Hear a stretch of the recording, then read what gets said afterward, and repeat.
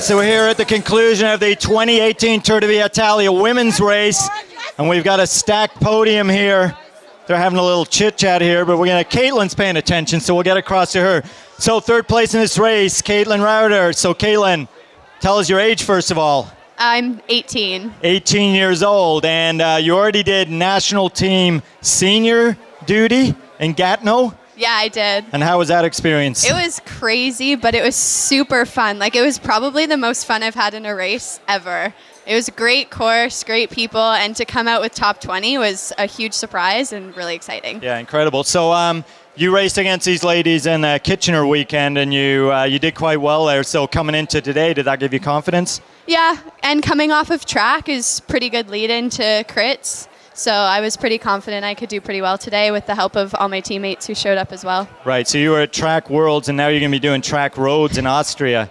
Yeah, so, yeah, looking forward to it. Tough course in Austria, right? Yeah, like I think it's 3K at 10% and then 8K at 8%. So it'll be a climber's course for sure. Well, you look like you got a climber's build, so yeah, definitely. did quite well. Okay, so we're going to pass it over to Laura. So Laura, how are you? I'm great. So Laura, now tell us your age. I'm 53, and Kaitlyn, were you 17 when we raced in Kitchener? I thought okay. Well, at least you're getting older along with me. So Laura, what got you onto the Ontario racing scene? You went to Kitchener. Was that kind of your first dabble at it?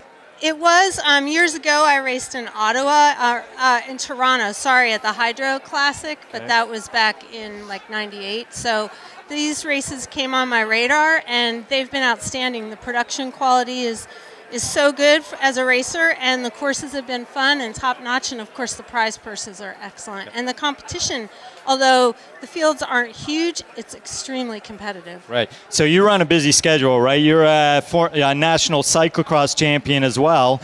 So actually, I'm not a national cyclocross champion. No? No, just a criterium champion, but I participate in a full cross season, and I've gone to 2 false worlds. Info.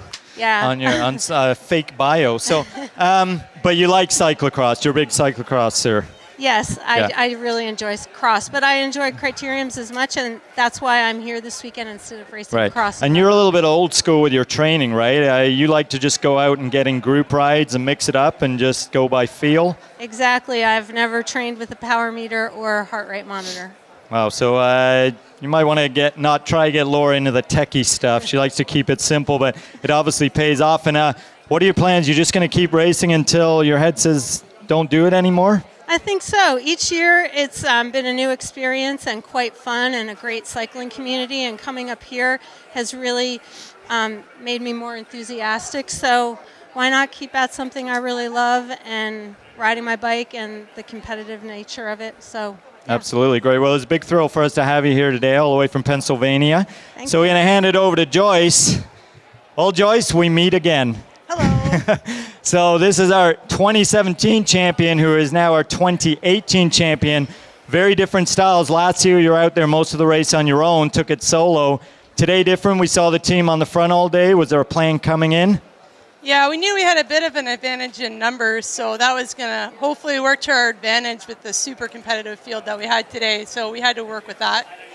And, I mean, it came down to the end there. So take me through the last couple stretches. I saw Ashley on the front, and that clearly strung the field out. And then how did you work it in those last few corners? In the last few corners, I just probably had the best lead out I've ever had from Jamie Gilgan, who just crushed herself for me today. So I knew I had to have a big output down the straight. I was obviously watching for Kaitlyn, Laura, Emily, some of the big sprinters that I know are huge power numbers. So I was just kind of looking around and couldn't ask for a better lead out. That's for sure what got me through to the line. So were you first off the lead out around that corner? Because I saw you and Laura right next to each other, almost going head to head.